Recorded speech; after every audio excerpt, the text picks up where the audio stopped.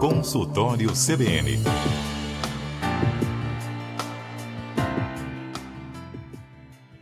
E no consultório CBN, hoje a gente recebe o Dr. Lincoln Abe, que é médico da família e comunidade. Doutor, seja muito bem-vindo ao estúdio da CBN. Bom dia.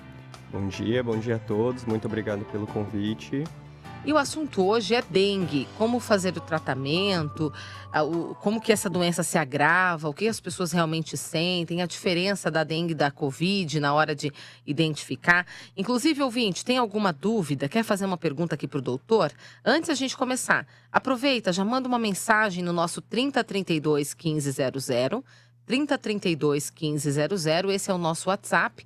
Manda aqui que a gente responde junto com o doutor. Começando, a dengue a gente noticia aqui todos os dias, os números crescem, as pessoas estão buscando atendimento, é uma doença que realmente derruba a pessoa, no sentido de ela não conseguir realmente reagir, mas como que identifica que ela quais são os sintomas da doença da dengue? Vamos lá então. A dengue é uma doença causada por um vírus, então geralmente os sintomas são muito variados. Mas os principais, o que a gente tem que pensar para identificar? Quadro de febre, geralmente uma febre alta, gira ali em torno, chega a 39, 40 graus. E é muito interessante levar em consideração que é um quadro abrupto. Ele é de uma hora para outra, inicia-se uma febre. A pessoa está bem até certo ponto e de repente derruba. Começa uma febre, uma dor no corpo generalizada, dores nas juntas, também é muito comum. Alguns quadros, uma dor de cabeça. Outra característica importante é a dor que a gente fala atrás dos olhos, muito característica de quadro de dengue. E sintomas menos comuns, um pouco de vômito, uma diarreia e outros menos comuns. Tá, depois que a pessoa está com a doença, normalmente esses sintomas vêm com quantos dias? Geralmente inicia-se ali no segundo dia de contágio de doença. Tá. Depois ele vai se agravando, né? Em alguns casos, tem gente que mantém isso, doutor, e tem pessoas que têm um quadro pior. Isso é muito importante a gente diferenciar. Geralmente, enquanto o quadro geral, ele vai ali acompanhando a febre, até o seu quarto, quinto, sexto dia. Quando a dengue, isso vai de indivíduo para indivíduo, de condição para condição, quando a dengue vai se agravar, quando a gente fala da dengue hemorrágica, da dengue grave, geralmente é quando a febre começa a cessar. Então, existe uma melhora dos sintomas gerais, mas é onde a gente tem que ficar mais atento, onde podem surgir sintomas de alarme que a gente fala. Depois, né? Os dias depois. Exatamente. Né? O senhor falou da dengue hemorrágica. A gente tem... as pessoas conseguem pegar vários tipos de dengue na vida, né? Isso. Funciona assim, geralmente o primeiro contágio de dengue, geralmente costuma ser um pouco mais, entre aspas, benigno, um pouco mais leve. A chance de uma dengue mais grave, a dengue hemorrágica, geralmente é nos contágios seguintes. A gente pode pegar dengue várias vezes durante a nossa vida por ter vários tipos de vírus, né? Mas aí, quando vem a segunda vez, aí ela já vem mais grave. Ela pode vir grave ou também pode ser rotineiramente como uma forma comum. A mais grave é a hemorrágica. A mais grave é a hemorrágica. Qual que é a diferença, doutor? Aí entra um ponto positivo que a gente tem que diferenciar. Quando a gente fala em dengue hemorrágica, nós pensamos somente em sangramento. Mas a dengue hemorrágica pode ter sim o sangramento, que é uma condição grave, mas principalmente, às vezes não é um sangramento visto, assim, começa a sangrar pela boca, pelas fezes, pela urina, não é por esse lado. Existe uma perda do líquido dos vasos sanguíneos. E aí é onde o caso se agrava. Então, não é pensar somente em sangramento propriamente dito. A gente tem outros parâmetros a se considerar. Nós estamos conversando com o Dr. Lincoln Abe, que é médico da família e comunidade. O assunto é dengue. Se tiver alguma dúvida, ouvinte, pode mandar para cá no 3032 1500. Doutor, as pessoas acabam falando assim, eu fiz o exame, estou me sentindo mal. Fiz o exame de dengue e de Covid. Qual é a diferença na hora que vocês médicos, fazer o diagnóstico, né? E a pessoa, por que essa dúvida? Vamos lá. Como eu falei anteriormente, a dengue, os dois são causados por vírus. Então, o que acontece? quando a gente vai fazer o diferencial entre uma doença e outra, a gente se depara com muitos sintomas em comum das duas doenças. Uhum. Então, por exemplo, febre alta, pode existir tanto no Covid quanto na dengue. Dor de cabeça, um mal-estar, dor no corpo, principalmente, pode existir nos dois. Então, a gente sempre leva em consideração fazer o diferencial. É importante lembrar que em muitos casos de Covid-19, eles não têm aqueles sintomas assim tão importantes, aquele quadro típico de tosse, dor de garganta, falta de ar. Geralmente não. Isso vem às vezes muito leve e aí a gente acaba tendo que fazer esse diferencial. Mesmo nessa época, tá tendo, doutor, assim, nos atendimentos em geral, né? O senhor atende também o público da Unimed. O senhor tem visto isso? As pessoas vindo com esses sintomas e acabando de ser Covid, porque o Covid não acabou, né? As pessoas continuam tendo. É um desafio aí hoje identificar uma doença e a outra? Isso. Hoje em dia, os dois casos, né, estão bastante em alta. O Covid veio para ficar mesmo, infelizmente. E sim, no nosso dia a dia, na prática ali do consultório, a gente sempre leva em consideração e nós temos assim um direcionamento de acordo com o que a pessoa apresenta, de acordo com o histórico pessoal dela, mas a gente abre mão também dos exames, para a gente fazer o diagnóstico com um pouco mais de precisão, um pouco mais certeiro.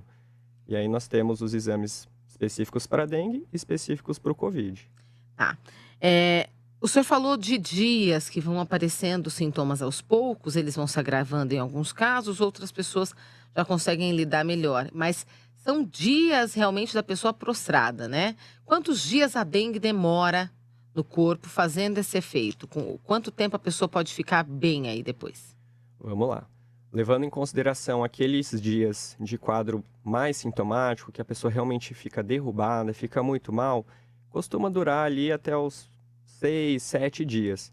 Mas para uma pessoa realmente voltar ao que era ativa, ao que era normal, à disposição, sem aquela fraqueza, sem aquele mal-estar, isso pode variar de indivíduo para indivíduo, mas pode durar até 1 semana, 2, 3 semanas, dependendo de cada caso. Tá. Doutor, mas quando vão se agravando esses sintomas, a gente ouve muito assim, ele está com plaquetas baixas. Em que estágio? Isso já é um estágio bastante preocupante. Isso, vamos lá. O que acontece? O que acontece? Vamos lá. Essa questão é a identidade do vírus. O vírus da dengue, ele faz isso, né? Muitas vezes a gente fica preocupado somente com plaqueta. Eu acho importante, é um parâmetro importante para a gente identificar um quadro de dengue grave ou não, mas não é o único parâmetro. Isso é muito importante, eu acho que citar aqui, porque assim, o acompanhamento a gente sempre vai ter, a gente vai avaliar as plaquetas. Plaqueta baixa está muito associada a sangramento, mas além disso, eu acho interessante falar dos sinais de alarme. Tá, quais são? Vamos lá.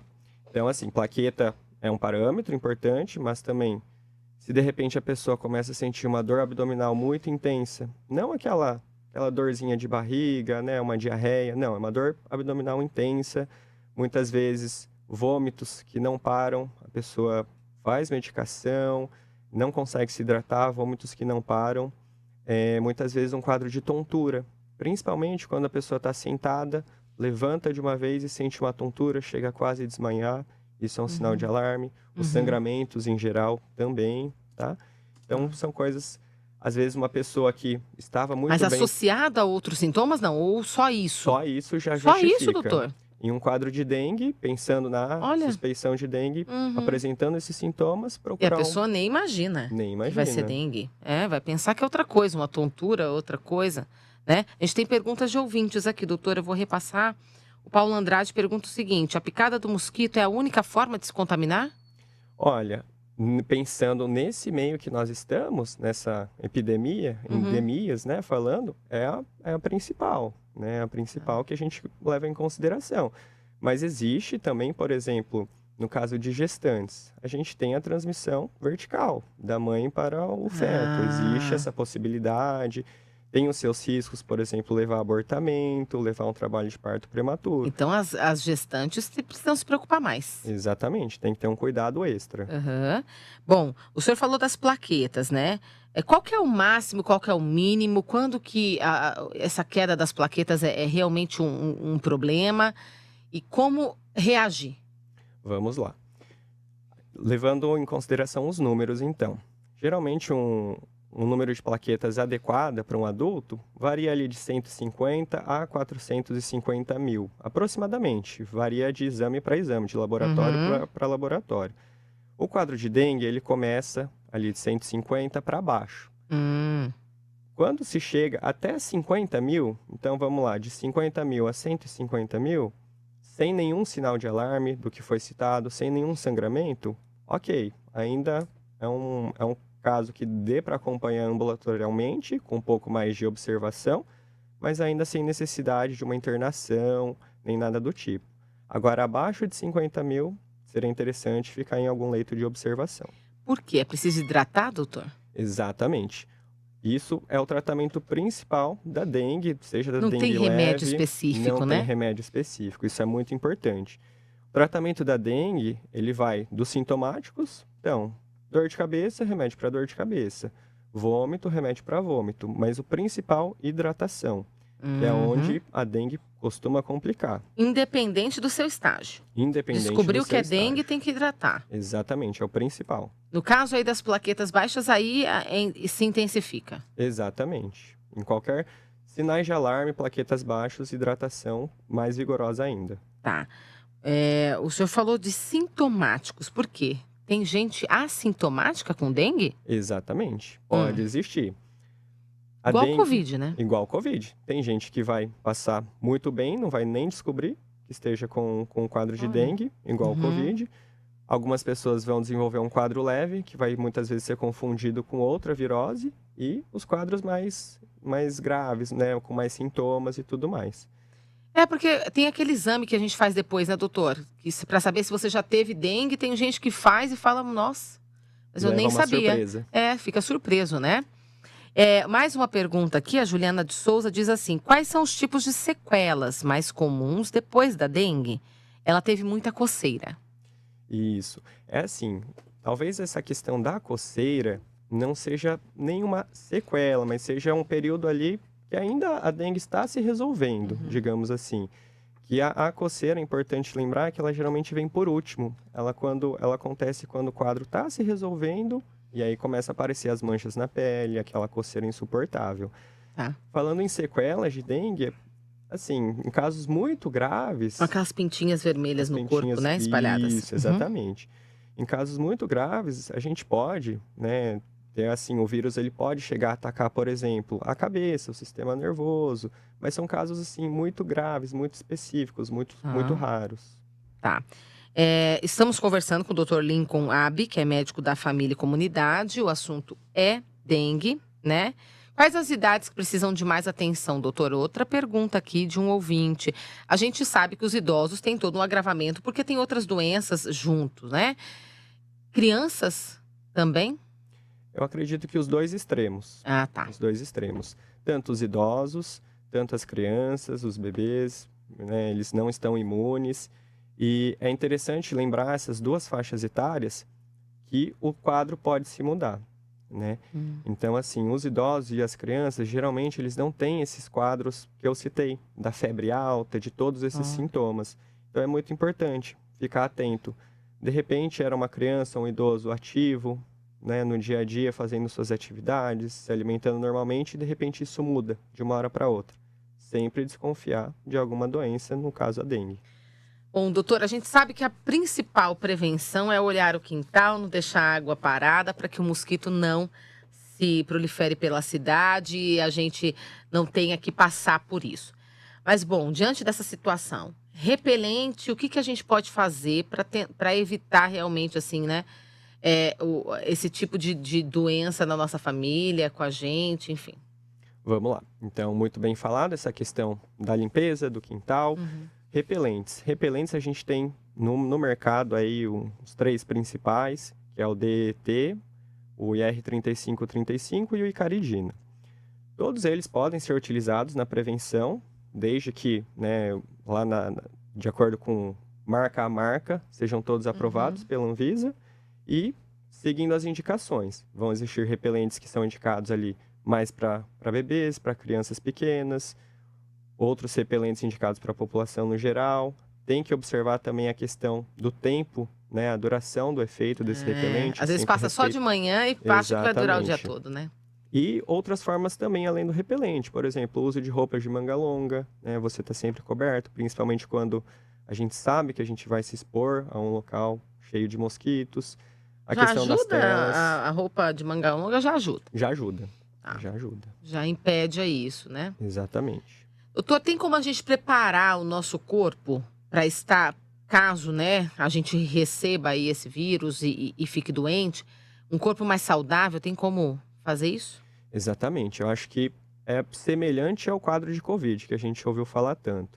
Então, quanto mais a gente for saudável, quando eu digo saudável, não digo apenas a ausência de doenças, né?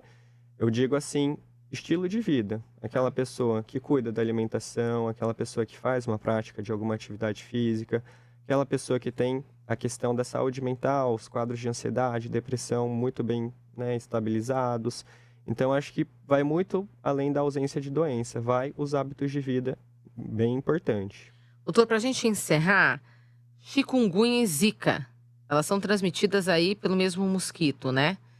A gente tem menos casos, é claro. São casos mais graves? Quais são os sintomas? São parecidos? Os quadros são muito semelhantes, tá? O que eu acho que vale a pena a gente destacar, claro que aqui na nossa região o predomínio é dengue, mas a gente ainda pode estar, a gente está exposto a esses outros dois vírus. O caso da chikungunya, geralmente a gente vai ter um quadro mais importante de dor nas juntas. A gente usa isso como um diferencial. Já no caso do Zika, um quadro assim de conjuntivite, que é aquela inflamação dos olhos, aquela vermelhidão. E lembrando em consideração que no caso das gestantes, o Zika está muito associado à questão da microcefalia, né? Então, muito interessante a gente saber e tomar esses cuidados. Tá certo. Doutor Lincoln, muito obrigada por ter vindo, né? Foi muito esclarecedor aí. É algo que está no nosso dia a dia, infelizmente, mas a gente precisa se cuidar e ter mais informações. Quando a gente está bem informado, a gente consegue cuidar da gente, da nossa família, de uma forma mais assertiva. Muito obrigada mais uma vez, CBN agradece. Eu que agradeço pelo convite e eu fico à disposição.